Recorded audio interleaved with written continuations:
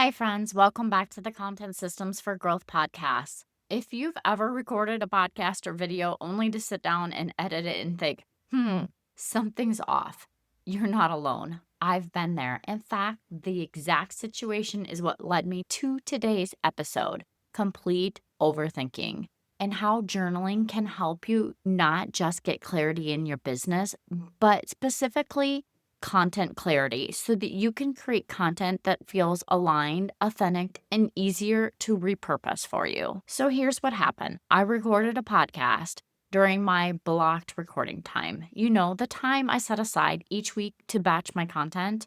Okay, friends, I'll be real. It may have been a bit forced. Yeah, you know how that happens, right? And the next morning during my journaling time, something about it just didn't feel right. It felt heavy and unlike me and my voice. The message was there, but it just did not feel like my best work. Now, if you know me, I use the mantra business is easy when you take messy and perfect action to keep me moving ahead most of the time. And honestly, there are plenty of times where you just keep going because you don't have time to redo something. But this time was different. I grabbed my journal and I started writing, asking myself, why didn't this feel right? Why did I feel like I was forcing the content? If I did it again, what would I say differently? Would re recording actually help me serve my audience better? The more I wrote, the more I knew I needed to record it again. And here's the best part. That one journaling session not only gave me a better podcast, it also gave me ideas that I could send to my email list to create another blog post and for a few social media captions. So, why does writing work so well? Have you ever heard of the stream of consciousness journaling? Just getting everything out of your head without editing or uncovering thoughts, stories, and ideas that you didn't even realize were in your brain? For me, journaling started back when I was laid off from my sales job almost 10 years ago. My brain was so full of worry and ideas and next steps that I couldn't think straight. Writing was the only thing that helped me quiet that noise. Now I use it not just for clarity in my life, but for clarity in my content. It's where I process my own challenges so I can teach through them. It's where I capture the phrases that sound most like me, and it's where I uncover the themes my audience, you guys, actually want to hear about.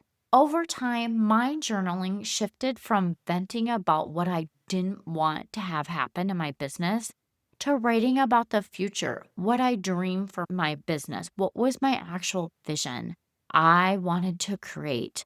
I started with what I called future scripting, or you can call it writing as well.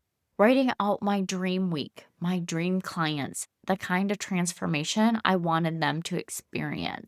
And here's where the time management piece comes in because this is part of a time management series for me is those journaling sessions often turn into my content calendar. I can look back at a single page and see 5 post ideas, a podcast transcript, and an outline for my next email. And this is how you can actually turn 15-minute journaling sessions into multiple pieces of content. So start with your journal entry, messy and unfiltered friend. Let it be. Highlight the 2 or 3 key takeaways that matter most to your audience and repurpose those.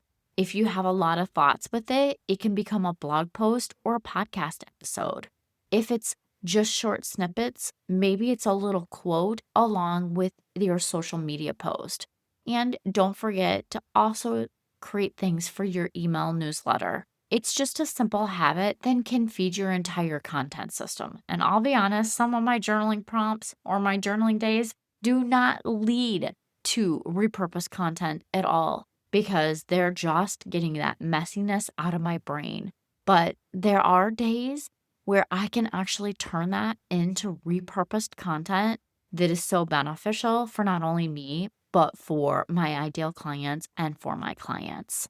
Well, and I had to throw this in here because you know how much I love to use Chat GPT and AI for just my creative workflow as well as just random questions. like lots of random questions.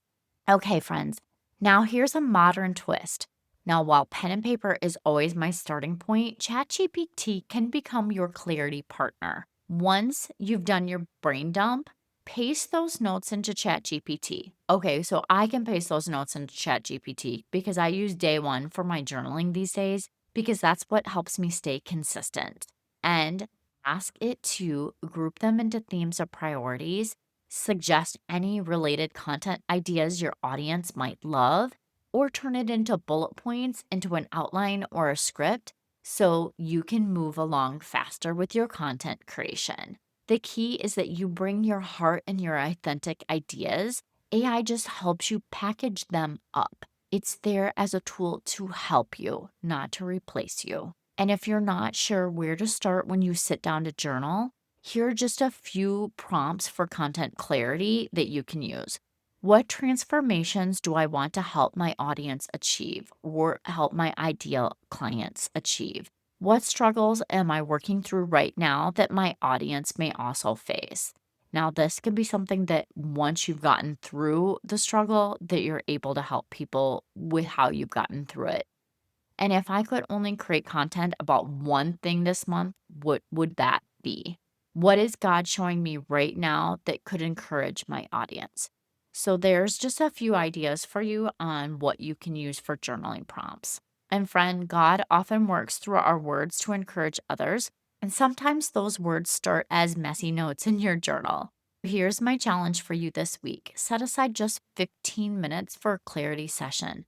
10 minutes for journaling and 5 minutes to organize your ideas, maybe with ChatGPT. Then turn those ideas into at least one piece of content when you're struggling with your consistency. You might be surprised how quickly you move from staring at your blinking cursor to having a month's worth of content planned out.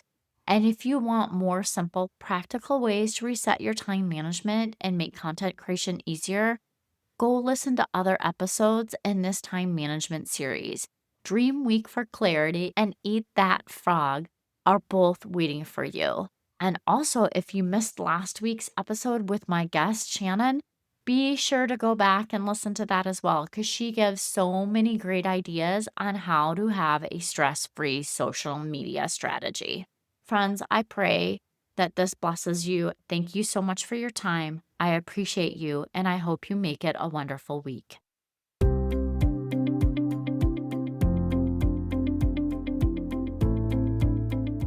Yay! Thank you so much for listening. I hope that you found this episode valuable and learned some actionable tips that you can implement in your business so that you can feel accomplished and less stressed. If you enjoyed this show, please take a quick minute to share this with your business bestie, subscribe, and leave a review. It helps me reach more business owners just like you. And if you have any questions or topics you'd like me to cover in future episodes, please reach out to me on my website. I've created a form just for you. Remember, with the right system and mindset, you can achieve the success your heart desires. Thank you for tuning in. I look forward to chatting with you next time. I appreciate you, and I hope you have a wonderful week. And don't forget, let's grow, friends.